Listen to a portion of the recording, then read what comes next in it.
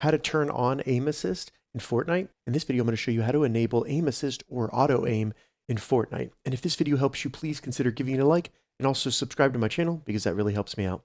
So the first thing we need to do is open up the menu by selecting the menu button on your controller. And once the menu opens, scroll to the right until you get to the gear and select settings. Once you get into the settings, scroll all the way to the right until you get to the controller that's labeled wireless controller. Then scroll down, and in the left menu here, we want to scroll down until we get to advanced sensitivity. Now that we're in advanced sensitivity, scroll to the right and go down, and you'll see precision aim assist strength and then tracking aim assist strength. All you need to do is turn these up, and if you go all the way to 100, that'll be fully enabled aim assist. So just scroll to the right and turn this all the way up to 100% or as much as you want.